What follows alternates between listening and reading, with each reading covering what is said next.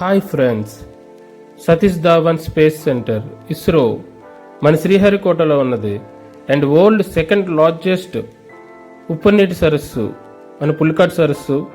And ఈ పులికాట్ సరస్సుకు వచ్చే Fleming birds and other birds గురించి ఈ వీడియోలో తెలుసుకుందాం. ఈ వీడియోని లాస్ట్ వరకు చూడండి అండ్ ఛానల్ సబ్స్క్రైబ్ చేయండి. మన నెల్లూరు నుంచి చెన్నై వెళ్ళే హైవే అండి ఇది లెఫ్ట్ సైడ్లో సూలూరుపేట ఉన్నది. ఇక్కడ నుంచి మీరు సూలూరుపేట నుంచి ఇదే హైవేలో ముందుకెళ్తే తడ వస్తుంది, మన ఆంధ్రప్రదేశ్ అండ్ తమిళనాడు బోర్డర్ అది. ఈ సూలూరుపేట నుంచి మన శ్రీహరికోట వెళ్ళడానికి 20 కిలోమీటర్స్ అనేది ఉంటుంది. ఇది సూలూరుపేటలో మీకు చెంగాలమ్మ టెంపుల్ ఉంటుంది, ఆ బ్యాక్ సైడ్ ఆర్చ్ కనిపిస్తుంది, అదే చెంగాలమ్మ టెంపుల్. చాలా ఫేమస్ టెంపుల్, అది కూడా మీరు విజిట్ చేయొచ్చు.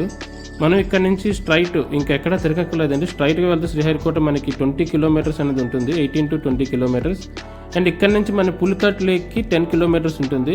మన శ్రీహరికోటలో స్ట్రైట్గా ఇలా వస్తుంటే ఈ జంక్షన్ అనేది మనకు వస్తుంది. ఈ జంక్షన్ నుంచి మనం లెఫ్ట్ సైడ్ తీసుకోవాలి. ఇంక ఈ లెఫ్ట్ సైడ్ నుంచి మనం స్ట్రైట్గా వెళ్తుంటే ఇంక ఇదే స్ట్రైట్ రోడ్, ఇంకెక్కడ ఉండదు. మీకు ఇలా స్ట్రైట్ రోడ్ వెళ్ళగానే ఇక్కడ గవర్నమెంట్ డిగ్రీ కాలేజ్ అనేది వస్తుంది, అబ్జర్వ్ చేయండి. ఇంకా మనం ఈ స్ట్రైట్ రోడ్లో మనం వెళ్తుంటే శ్రీహరికోట గెస్ట్ హౌస్లు, మన quarters, Sriharikota guest house quarters and hospitals and CRPF police guest house ఇవన్నీ మనకు కనిపిస్తూ ఉంటాయి. ఇదే రూట్లో మనం స్ట్రైట్గా ముందుకు వెళ్ళిపోవాలి. రోడ్ అనేది చాలా బాగుంటుంది, కంగారు పడాల్సిన అవసరం లేదు.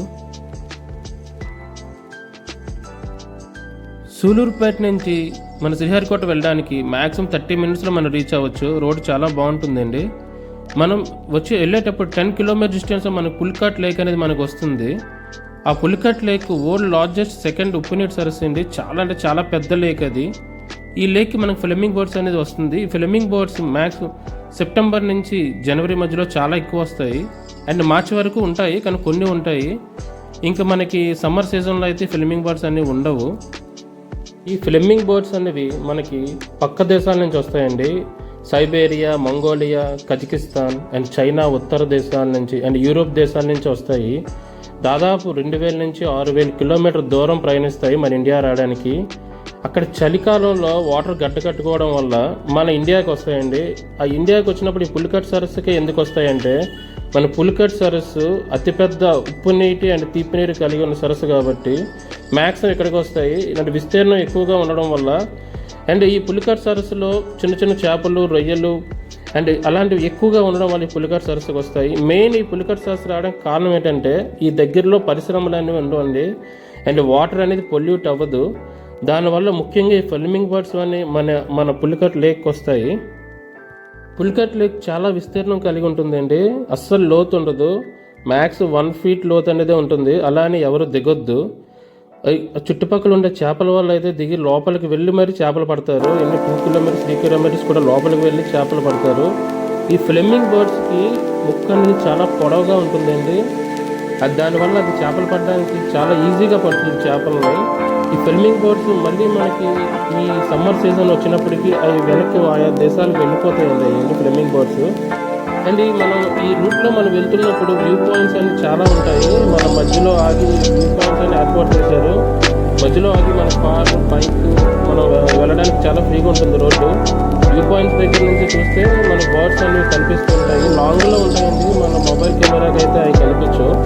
దానికి కెమెరాస్ ఉండాలి, లెన్స్ ఉండాలి అవి కనిపించాలంటే. అంటే మనకు వ్యూ పాయింట్స్ నుంచి అంటే మన కంటికి అయితే కనిపిస్తాయి, కానీ మొబైల్ కెమెరాస్కి సరిగ్గా కనిపించవు బర్డ్స్ అనేది. మనకి సూలూరుపేట నుంచి 10 కిలోమీటర్లు రాగానే మనకి పులికాట్ లేక్ అని స్టార్ట్ అవుతుందండి. రోడ్డుకి 2 వైపులా left side and right side మొత్తం పులికాట్ లేక్ అనేది ఉంటుంది. రోడ్డు వెళ్ళడానికి చాలా బాగుంటుంది.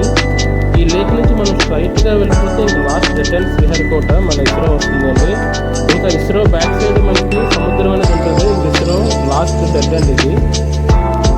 ఇస్రో సతీష్ ధావన్ స్పేస్ సెంటర్ ఇది ఇండియాకి అతి గర్వకారణమైన అంతరిక్ష పరిశోధన సంస్థ. తక్కువ ఖర్చుతో ఎన్నో రాకెట్స్ ఇక్కడ లాంచ్ చేశారు. Like Chandrayaan and Mangalyaan and Aditya machines ఎన్నో ఇక్కడ నుంచి లాంచ్ చేశారు. ఇక్కడ ఇది డెడ్ ఎండ్, ఇక్కడ నుంచి మనం లోపలికి వెళ్ళడానికి ఉండదు. మనం బయట ఇక్కడ 3 రాకెట్స్ దగ్గర ఫొటోస్ తీసుకోవచ్చు అండ్ చూడొచ్చు. అక్కడ గేట్ కనిపిస్తుంది, అక్కడితో మనకి పంపించారు. ఇస్రో లోపల సైంటిస్ట్ మాత్రం ఎలా ఉంటుంది.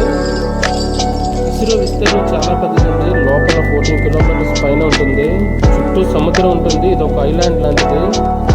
బే ఆఫ్ బెంగాల్ సముద్రం బ్యాక్ సైడ్ అనేది ఉంటుంది. రాకెట్ లాంచ్ చేసినప్పుడు మనం చూడడానికి గ్యాలరీ వ్యూ పాయింట్ అనేది ఉంటుంది. మనం ఆన్లైన్లో ముందే బుక్ చేసుకుంటే మనకి ఎలా చేస్తారు, ఎవరికైనా ఎలా చేయొచ్చు.